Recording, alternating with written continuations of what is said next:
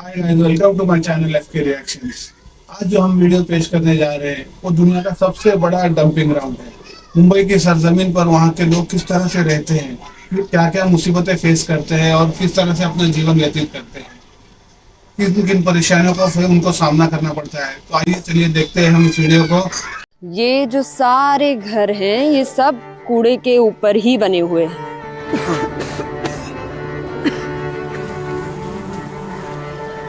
ये एक घर है और इसके ठीक सामने नाला।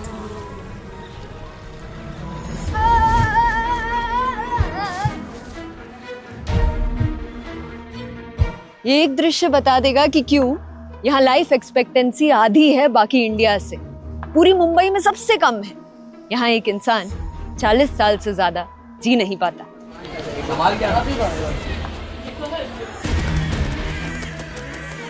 हमारी जिंदगी कुत्ता है, कुत्ता समझते हो ना। जितने आसानी से नशा मिल जाता है उतने आसानी से पानी नहीं मिलता। ये इंडिया का ही नहीं पूरी एशिया का लार्जेस्ट डंपिंग ग्राउंड।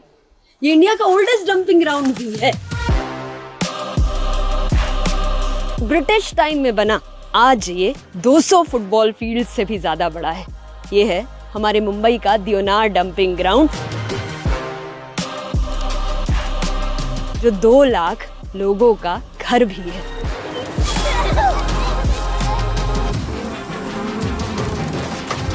यहाँ के हर घर ये ब्लू टिन से बने हैं जो कभी भी टूट सकते हैं और बारिश के वक्त ये टपकते भी हैं। इन घरों के कमरे हैं तो बहुत छोटे, लेकिन कई घरों में 6-7 लोग तक रहते हैं। यहाँ ज्यादातर लोग कपड़ों में शीशे लगाने का काम करते हैं, बच्चे भी, जिसमें हर एक कपड़े का उन्हें कुछ 6 से 8 रुपए मिलते हैं।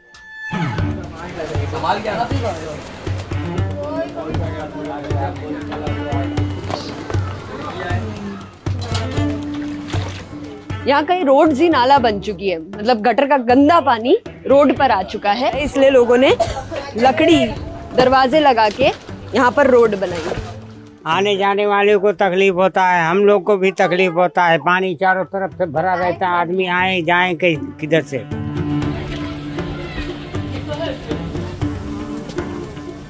सबको तकलीफ होता है, चाहे बड़ा हो या छोटा हो। बच्चों को सबसे ज्यादा तकलीफ तो बच्चों लोग का है, क्योंकि वो उनको स्कूल जाना आना रहता है।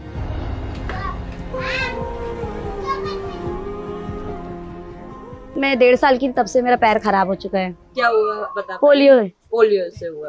तो क्या एक विकलांग इंसान, हैंडीकैप्ड इंसान को की क्या मुश्किलें होती है? बहुत मुश्किल होती है चलने की। देखो पाइप देखिए, गंदगी देखिए ना, आप गंदगी देख सकती है। और कीड़े मकोड़े ऐसा रेंगते रहते हैं यहाँ पे, चूहे हुए बहुत है, खड्डा खुदा है यहाँ पे, ऐसे बहुत परेशानी है। और मैं भी कई बार गिर चुकी, देखो गटर टूट भी गई है गिरने के बाद, मेरे भाई भी गिर चुके हैं।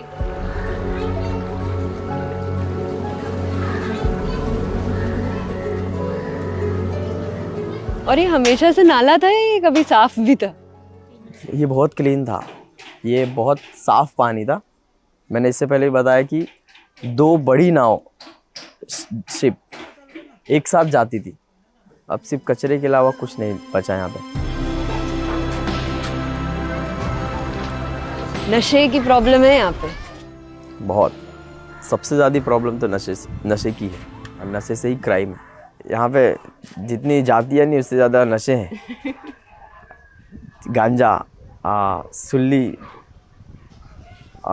ड्रग्स, वाइट वाला ड्रग्स तक यहाँ पे पहुँच गया है। सिर्फ नशे की परेशानी है। नशा नहीं करेगा तो बात अच्छे करेंगे, काम धंधे पर जाएंगे। नशा में मशहूर रहेंगे तो कहाँ काम दिखेगा, कहाँ वो बात अच्छा से करेंगे। क्या हुआ आँख में? वही हमारा बुढ़ा नशा में फाइट मार दिया था, आँख खत्म हो गया। आदमी ने नशे में आँख तोड़ दिया।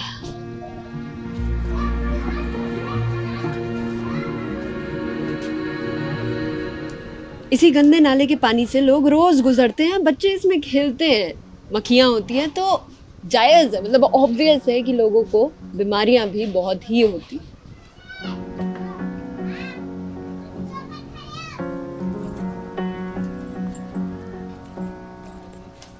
एक दिन बुखार आया बचपन में, तो एक डॉक्टर के पास के गए, तो उस डॉक्टर ने एक इंजेक्शन दे दी पोलियो की। तो उससे पैर खराब हो गया, तो अगले दिन चल नहीं पा रहा था। तो उसको पुलिस पुलिस मतलब जेल में लेके चली गई। डॉक्टर को? हाँ, और बोले जब तक ये बच्चे सही नहीं होगा तब तक जेल में रहोगे।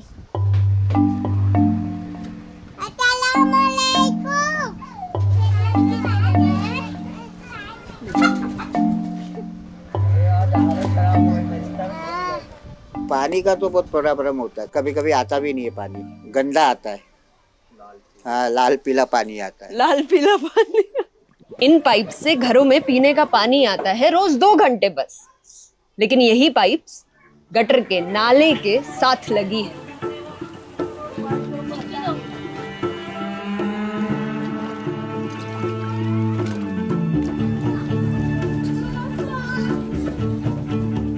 इतनी महंगाई हो गई है, कुछ दिनों में ऐसा भी लगता है कि पेट्रोल के भाव में पानी मिलने वाला है इस एरिया में। आप क्या करते हैं वैसे सर? मैं सिलाई का काम करता हूँ, मजदूरी करता हूँ। कभी कभी ऐसा होता है कि उधर ही कंपनी में जाके नहाना रहता है, इधर पानी नहीं रहने के वजह से। आज भी मैडम मैं भीख मांगती हूँ, ये घर भी मेरा चंदे में बना है। आपके लिए एक घर की परिभाषा क्या रहेगी? घर क्या है? घर बड़े लोग जो है पैसे वाले हैं, उनका सपना बहुत बड़ा है, हमारा सपना छोटा है। 2004 में रूम टूटे थे तो 2004 में हमारी लड़ाई चालू हुई थी। मेरा वही बोलना है भाई, अगर जो तुझे तोड़ना है, गरीबों को उजाड़ना है, तो सबसे पहले गरीबों को मार दे। वैसे भी तो मरे पड़े हैं गरीब। और ये मच्छर है ना, मच्छर की वजह से मेरे को 10 दिन में एडमिट होना पड़ता है दवाखाने में, क्योंकि मच्छर काटता है। टाइफाइड मलेरिया हो जाता है मुझे हमेशा। रो क्यों रही है आप? मतलब ऐसा है, अकेली ऐसा है ना, अकेली हूँ, बीमारी है। और एक बेटा था, वो फांसी लगा के मर गया, छोटा था।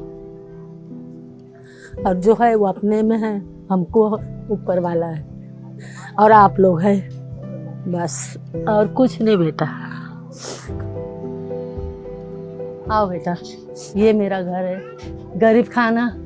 ये है एक घर जो दियोनार डंपिंग ग्राउंड का घर है। यहीं पे खाला रहती है, अकेले रहती है, खाना बनाती है, यहाँ पर बर्तन में पानी रखती हैं, यहाँ पर पेशाब का जगह है, और यही कमरा बरसात के वक्त पानी से भर जाता है।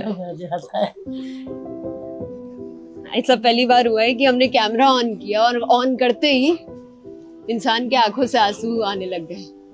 ये बताता है कि उनकी बात कभी किसी ने सुनी ही नहीं, ना परिवार ने सुनी, ना देश ने सुनी। फिर आप बोलोगे कि ऐसी गलियों में, ऐसी जगहों में क्यों वीडियो बनाते हो, ये तो गंदी है। पर क्या यहाँ रहने वाले लोग इंसान नहीं?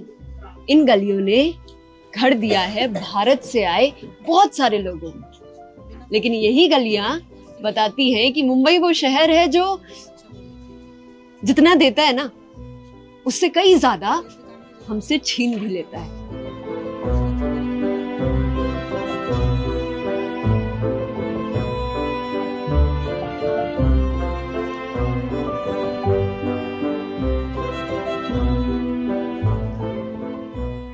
इसमें नशा है, वाइटनर का।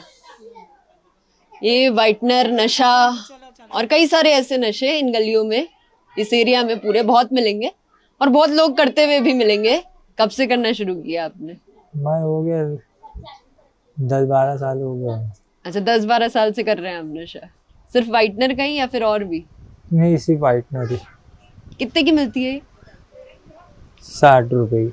60 रुपए की बोतल? 50-60 रुपए। और कितनी चलती है ये? 3-4 घंटा चलती है। कितनी लेते हो एक दिन में? 1 से 2 बार बहुत। तो 120 रुपए का हर दिन बोतल में जाता है। हाँ, 100 रुपये बोतल में, गुटखा उटका।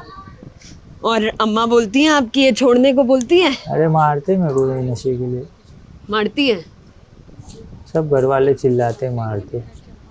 छूटता नहीं है अब? हाँ, छूटता नहीं। कोशिश करता हूँ तो 1 आध दिन बाद, उसके बाद में फिर वापस वैसे ले लेता हाथ।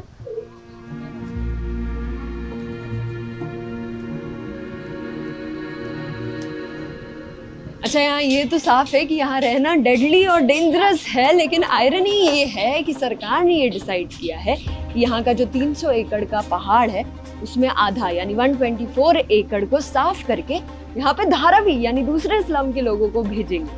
मतलब यहाँ से लोगों को हटाने की बजाय और लोगों को लाके खतरे में डालेंगे। ये जो कूड़ा है ना, ये 40 मीटर यानी एक 12 मंजिल बिल्डिंग से भी ज्यादा ऊंचा है, जिसे साफ करने में 12 से 14 साल लग सकते हैं।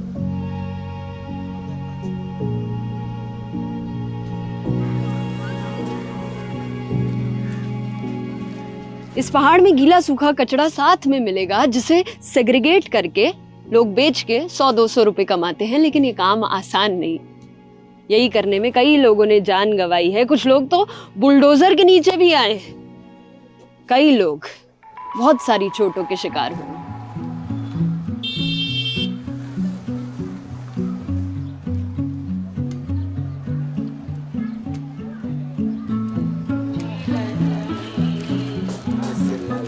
ये लंबा चिरा दिया, लेकिन मेरा पूरा पैर बंद नहीं हो रहा है। अब पैर बंद नहीं होता? नहीं, पूरा बंद नहीं हो रहा। पहले तो थोड़ा ही नहीं बंद होता था, अभी इतना सब बोलो हो रहा है। हाँ। और ये लगा कब? लगा हो गया 6 महीना हो गया।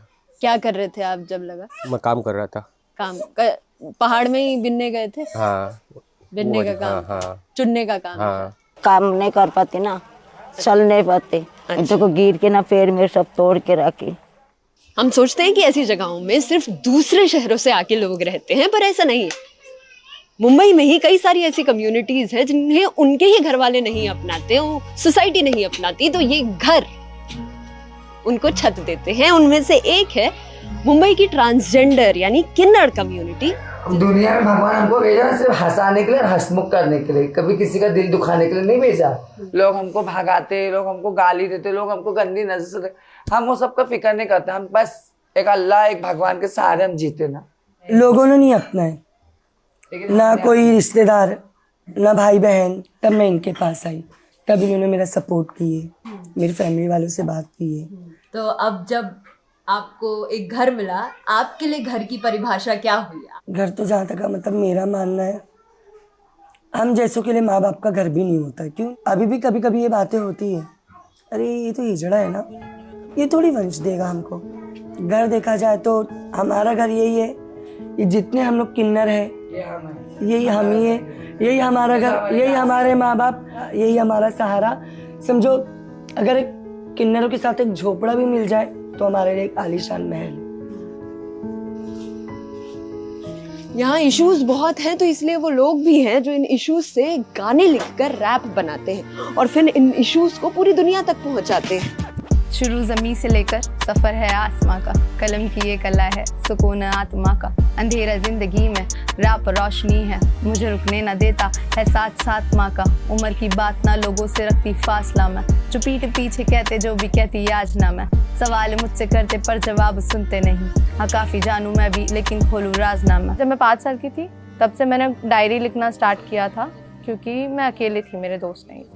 और फिर उसके बाद वो चीज़ आर्ट फॉर्म में आने लगी, वो डायरी लिखने का तरीका, वो पोइट्री लिखना। उसके बाद मैंने रैप करना स्टार्ट किया। मेरे फादर तो बहुत प्राउड करते हैं, उनके लिए बेटा हूँ मैं। वो हमेशा मुझे पिकअप करने आते हैं रात को, जब भी परफॉर्मेंस हो ख़त्म हो जाती है। परफॉर्मेंस में नहीं आते और मुझे लगता है अच्छा ही है, मतलब उन्हें तब तक परफॉर्मेंस में नहीं आना चाहिए मेरी, तब तक कुछ बहुत ज़्यादा बड़ा ना हो, तब तक लाखों की भीड़ ना हो।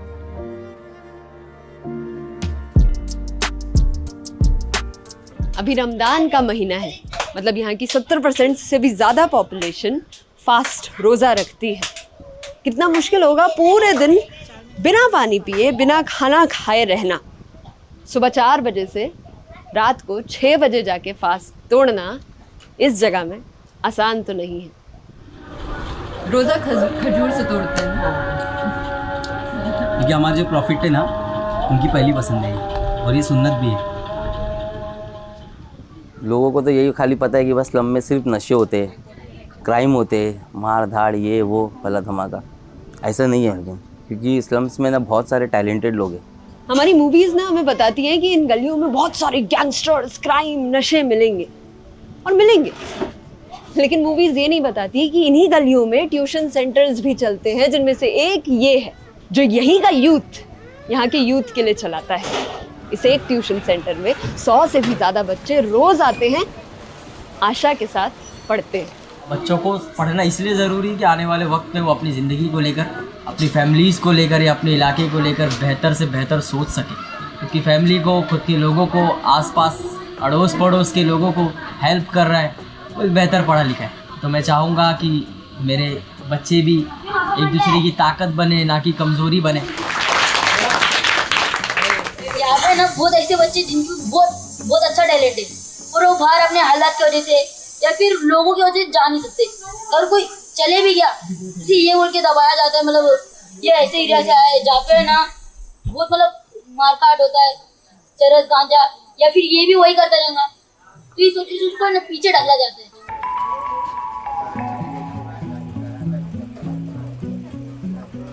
आप में से कई लोग ना कमेंट्स में ऑलरेडी लिख चुके होंगे कि लोग यहाँ पे ऐसे ही हैं, ये नहीं बदलेंगे। तो मैं उनसे पूछूंगी कि क्या कीचड़ में कमल नहीं उगते? ये बच्चे यहीं पे जन्मे, यहीं बड़े हुए, पर फिर भी बदलाव की उम्मीद रखते हैं। तो हम क्यों नहीं अपनी सरकार से, देश से पूछ सकते कि क्या यहाँ बदलाव पॉसिबल नहीं?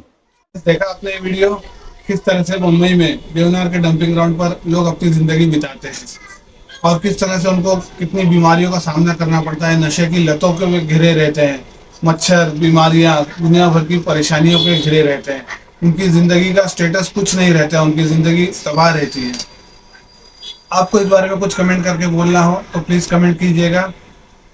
वीडियो अच्छी लगी हो तो लाइक, शेयर और सब्सक्राइब कीजिएगा। तब तक के लिए जय हिंद।